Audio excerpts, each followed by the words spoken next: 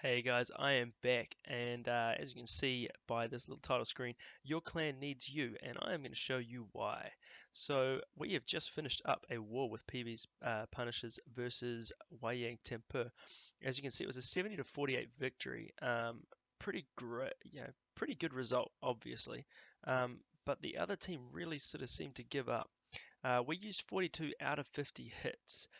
The ones that we didn't use, we were kind of expecting to not come in and play anyway this weekend, where they only used 22 out of 50, so over half of their attacks didn't go in. As you can see, they performed pretty well in our top five. And saying that, we were a little bit outmatched in the sense of this is a clan with some engineers in it, and we only had our four Town Hall 10s. While Psychotic is a Town Hall 10, he is fresh and he is still building up at the moment with no Infernos dropped. So really um, more of a 9.5 at the moment. Um, but yeah, very much fresh in that sense. So one part about that, I mean, obviously they performed pretty well in that, and what that's sort of pointing at is maybe it's time, even with facing engineers, um, when you get things like this, you sort of have a look and go, well, maybe as a clan, we can have a look at doing a few more FCs and a few more things just to work on some bases and do some new base development, which is, of course, one of my favorite things, in case you didn't notice. So, as you can see, came away with the win. I wanted to showcase about 3 hits tonight. I'm going to work from the bottom up. So let's go into these events here. I just have to be able to, actually, I don't even need to. Let's scroll down to number 16 here. As you can see, Diesel got 100%. What we're going to do is we'll scout the base here. And what I wanted to talk about on this one was a pretty enjoyable hit.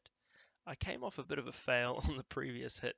And so I was definitely looking for some retribution, I suppose.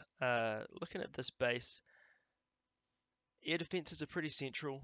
Air sweeper pointing off to that side, which sort of says you may be able to lightning quake and take them both out, but there's just so much to wreck your pathing to those air defenses, with them being so inset that a drag attack, a mass drag attack, was iffy.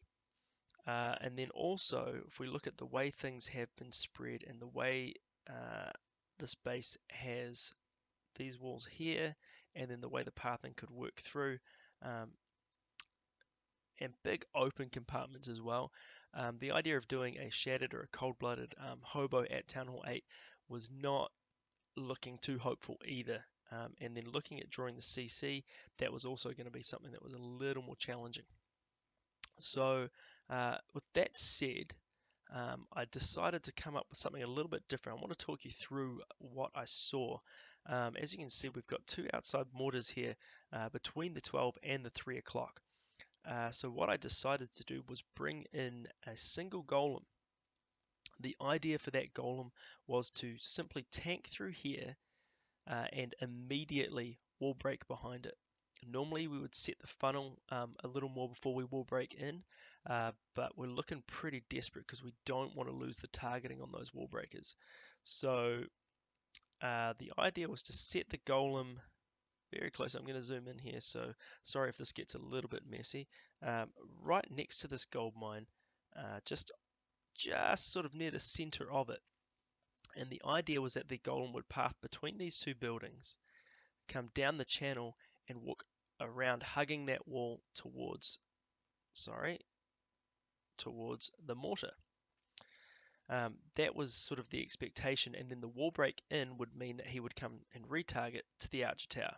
Behind him were going to be wizards, and I needed to save some wizards behind for the central portion, so that they would push straight to the center behind with the king and clan castle bowlers.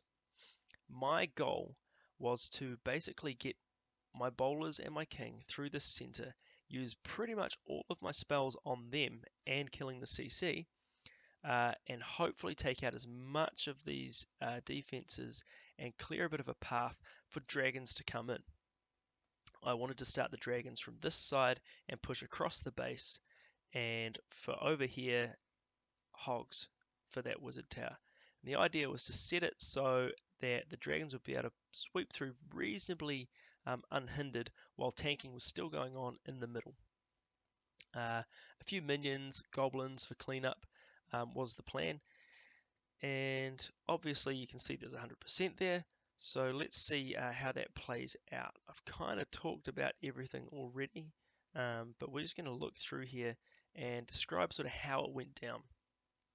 So Golem comes down. Amazingly, he actually targets straight for that archer tower. So two wall breakers are going to come in behind these wizards. Unfortunately, the timing on that mortar drop, wall breaker fail. Luckily for me, I brought 6. The goal here was to bring my kill squad in, double poison down for the CC, and what I wanted to do was try the double layer wall break. And the easiest way to do that is to have your wall breakers run through a rage. So last 2 wall breakers are going to come in a little late here, just while everything is being tanked, run through the rage, and break my kill squad into the center compartment. We're going to trigger with the king ability both giant bombs so the bowlers are safe, and we're going to just sit a heal over them through the middle as they start to kill off everything in the middle there. So you see 3 hogs come down to take out that wizard tower just to take some of that heat off the bowlers while they continue to rip through. We've got another of the air defenses down, and hogs are still just moving through and taking out point defense. So here was a safe point to drop these drags as they start to move through.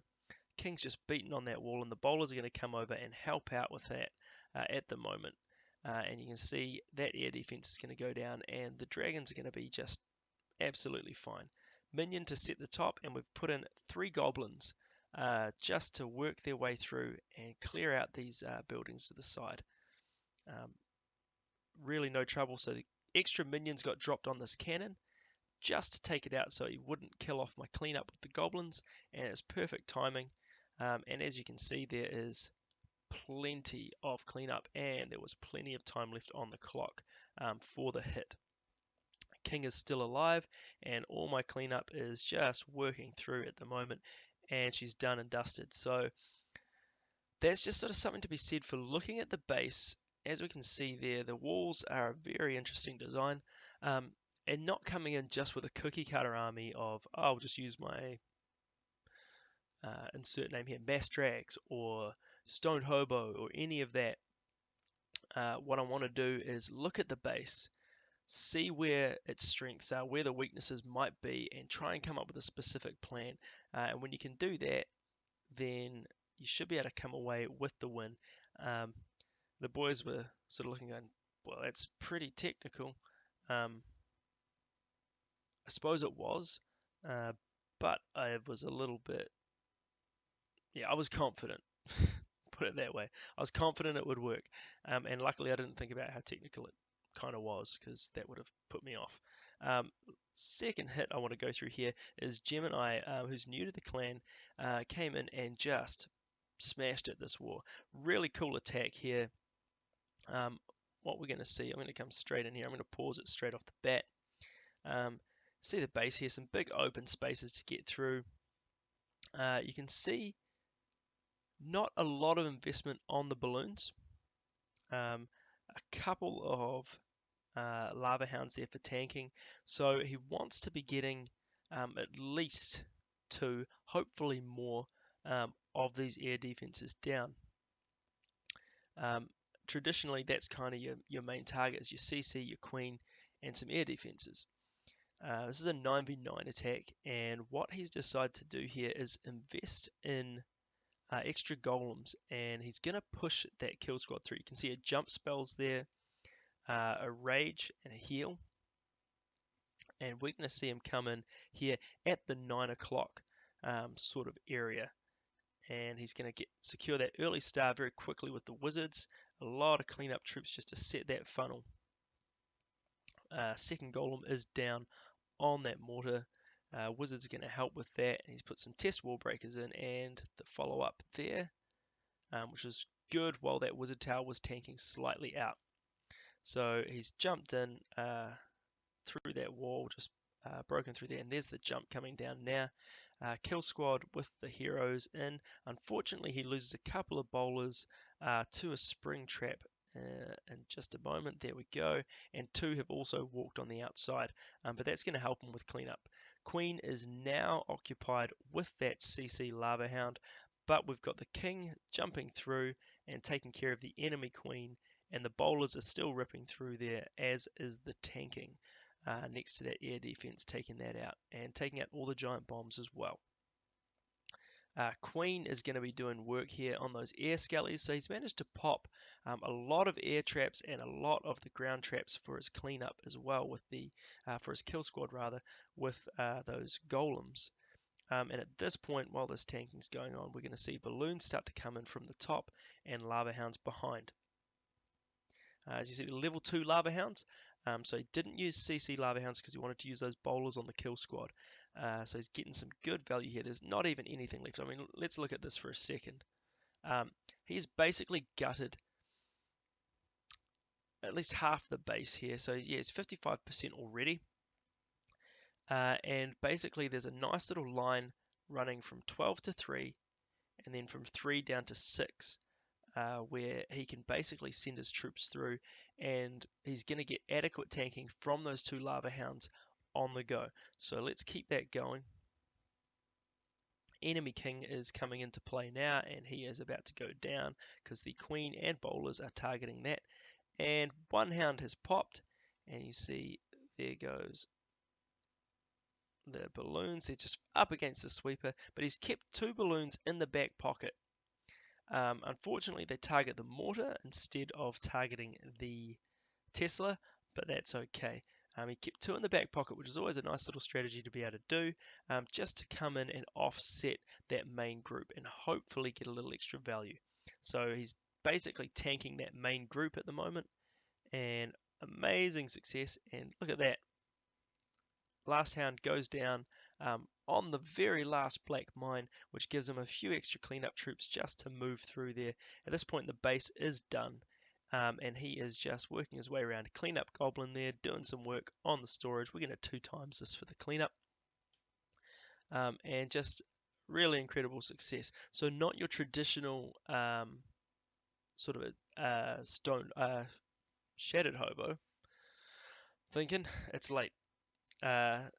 But he's used that sort of entry and kill squad to move through. And instead of going with hogs, he's actually come through with balloons and lava hounds as extra tanking. So a sort of unique way of mixing that up and just getting maximum value out of his kill squad in that. So really cool attack. And as I said, Gemini, brand new to the team, and has come in and performed really well, taking out their number 5, so putting us in a really good position. And the guys did a great job. Anyway, as you can see, we sort of cleared the board down low and coming right up into the top. We struggled a little bit at the top, but fortunately for us, it didn't get as close as it could be. It would have been a very interesting war had some of those other attacks gone in, but it is what it is, and we're happy to take away that win. So yeah, 70 to 48. Better luck next time to Wayang Tempo, but today we won it, so we'll just revel in that.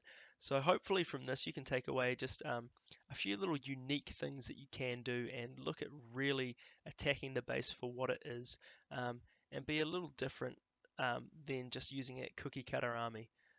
So hopefully you had a bit of fun with that, and until next time, keep clashing and keep having fun, guys. So I'll see you then.